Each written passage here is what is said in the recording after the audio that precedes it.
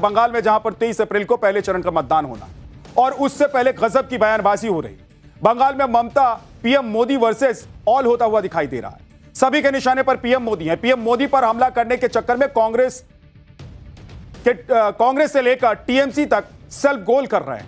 PM Modi पर व्यक्तिगत हमला करना विपक्ष को हमेशा भारी पड़ा है, फिर भी इंडी गठबंधन ब्लंडर पर ब्लंडर कर रहा है।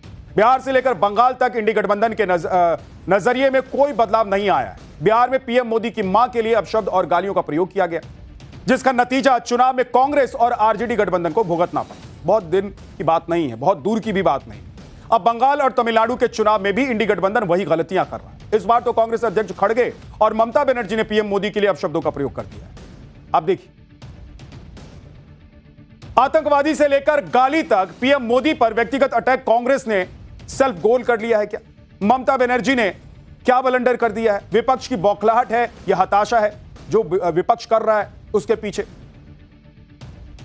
दरअसल बंगाल में इस बार बेहद कड़ा मुकाबला दिखाई दे रहा है। ममता बनर्जी शायद अपना सबसे मुश्किल चुनाव लड़ रही हैं और इसी वजह से वो टेंशन में भी। लेकिन कांग्रेस को किस बात की टेंशन है? कांग्रेस तो चुनावी लड़ाई में बहुत पीछे दिखाई दे रही है। फिर भी पीएम मोदी पर पर्सनल अटैक कांग्रेस की तरफ से किया जा रहा है। पीएम मोदी पर इन हमलों का बंगाल और तमिलनाडु चुनाव पर क्या असर पड़ेगा? क्या ममता बनर्जी को कोई डर सता रहा है? उधर यूपी में योगी आदित्यनाथ वर्सेस अखिलेश यादव क्यों हो गया है? भयंकर गर्मी में सिर पर भगवा साफा पहनकर सीएम योगी सड़क पर क्यों उतर आए? ये सब आपको बताऊंगा, लेकिन पहले इस पूरे हंगामे की एक झलक आपको दिखा।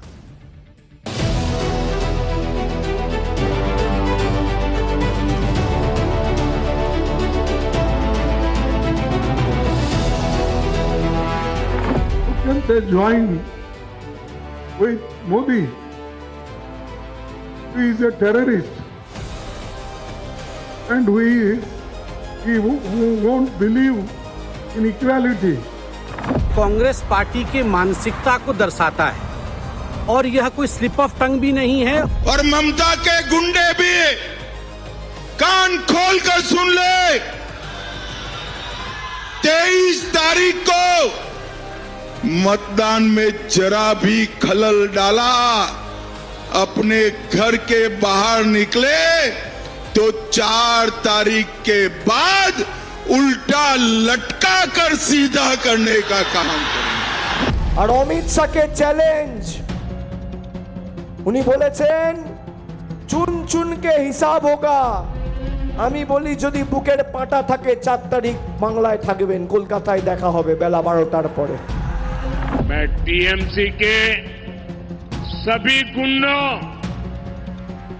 सभी सिंडिकेट, सभी भ्रष्टाचारियों को एक आखिरी मौका देता हूं। 29 अप्रैल से पहले अपने अपने थाने में आत्मसमर्पण कर लो।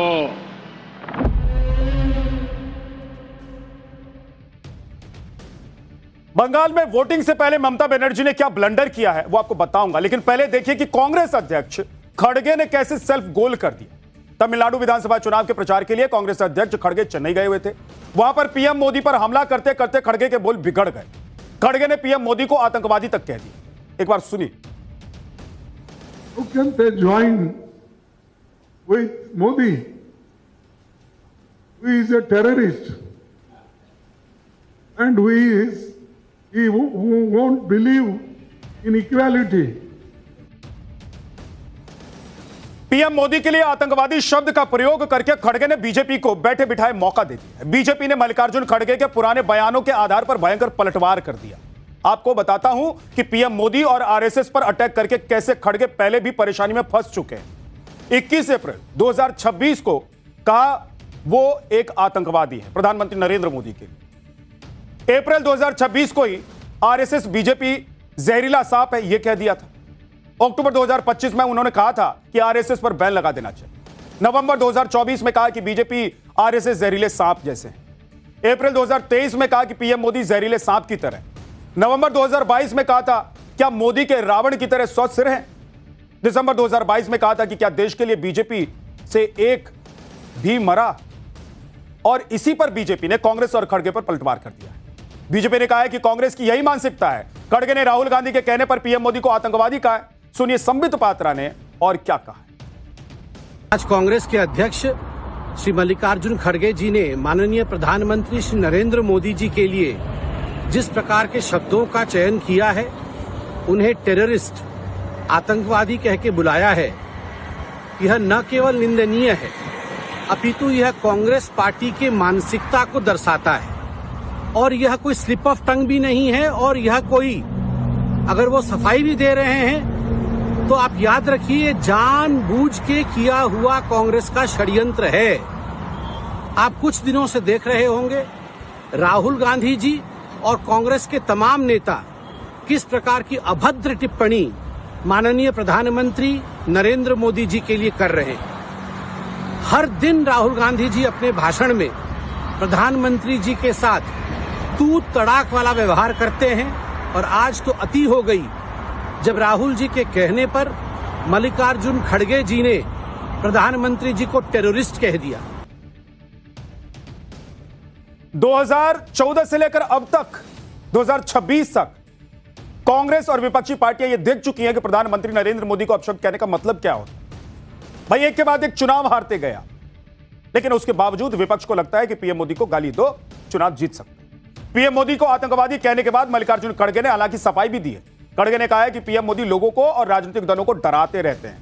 सारी संस्थाएं पीएम मोदी के कंट्रोल में। इस संदर्भ में उन्होंने ये बात कही। पीएम मोदी को आतंकवादी नहीं कहा था उन्होंने, ये उन्होंने सफाई दी है। अब सुन लीजिए कि मल्लिकार्जुन खड़गे ने अपनी सफाई में क्या क्या कह दिया।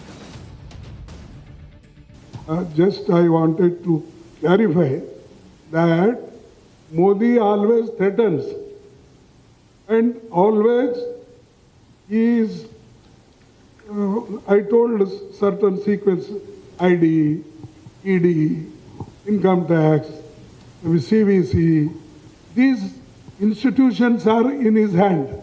Again, this delimitation also he wants to take in his hand. Therefore, I say, in that context, Terrorize, you mean to say? he is terrorizing people and political parties. Now, and I never said he is a terrorist.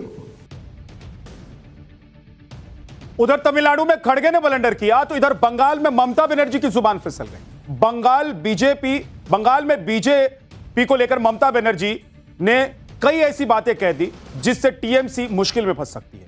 Bengal BJP ने ममता बनर्जी पर आरोप भी बड़ा लगाया है। BJP ने ममता का एक वीडियो शेयर करके यह आरोप लगाया है कि ममता ने पीएम मोदी के लिए अभद्र शब्दों का प्रयोग किया है। यानी कि तमिलनाडु से लेकर बंगाल तक इंडी गठबंधन के निशाने पर पीएम मोदी ही हैं और पीएम मोदी पर पर्सनल अटैक ही किए जा रहे हैं। ममता बनर्जी के लिए बंगाल चुनाव आसान नहीं होने वाला है और पहले चरण में वो सीटें जहां पर पिछले चुनाव में बीजेपी ने धमाकेदार प्रदर्शन किया था, इस वजह से भी ममता की टेंशन बढ़ी हुई कि अगर बीजेपी ने पिछली बार से अच्छा प्रदर्शन कर दिया तो टीएमसी को झटका लग जाएगा। आप देखिए कि बंगाल में पहले चरण में 152 सीटों पर मतदान होना। 2021 में बीजेपी ने इसमें से 59 पर जीत हासिल की थी। 2021 के चुनाव में बीजेपी ने कुल 77 सीटें जीती थी। इन 152 सीटों में से 2021 में टीएमसी को 92 सीटें मिली थी। 92 सीटें टीएमसी ने जीती थी। यानी कि पहले चरण में जिन सीटों पर वोटिंग होनी है वो बंगाल में बीजेपी का स्ट्रांग होल्ड वाली सीटें हैं। पिछली बार की तुलना में बीजेपी जितनी सीटें ज्यादा जीतेगी उतनी ही सीटें टीएमसी की कम हो जाएगी। बीजेपी और टीएमसी में पहले चरण की वोटिंग से पहले भयंकर बयानबाजी भी हो रही है। सुनिए। ममता के गुंडे भी कान खोलकर सुन ले, 23 तारीख को मतदान में जरा भी खलल डाला, अपने घर के बाहर निकले तो 4 तारीख के बाद उल्टा लटका कर सीधा करने का काम करेंगे। অমিত শাহকে চ্যালেঞ্জ, উনি বলেছেন চুন চুনকে হিসাব হোগা। আমি বলি যদি বুকের পাটা থাকে 4 তারিখ বাংলায় থাকবেন, কলকাতায় দেখা হবে বেলা 12টার পরে। उनकी धमकियां, उनकी गुंडागर्दी की भाषा, उनका रोना धोना, ये 4 मई से पहले का एग्जिट पोल है। टीएमसी नेताओं की ये धमकियां खोखली है। इन धमकियों के पीछे टीएमसी वालों का डर है। बंगाल में पहले चरण का चुनाव प्रचार थमने से पहले बीजेपी ने पूरी ताकत झोंक दी। अकेले गृह मंत्री अमित शाह ने एक ही दिन में ताबड़तोड़ 4 चुनावी रैलियां की। अमित शाह ने बंगाल के चांदीपुर में कहा कि अब बंगाल से ममता दीदी को टाटा बाय बाय कहने का वक्त आ गया है। आप भी अमित शाह को सुनिए। मैं दीदी को कहने आया हूं, दीदी टाटा बाय बाय, आपका समय समाप्त हुआ है। बहुत परेशान कर लिए बंगाल की जनता को, अब आपकी जाने की बारी है और कमल फूल के आने की बारी है।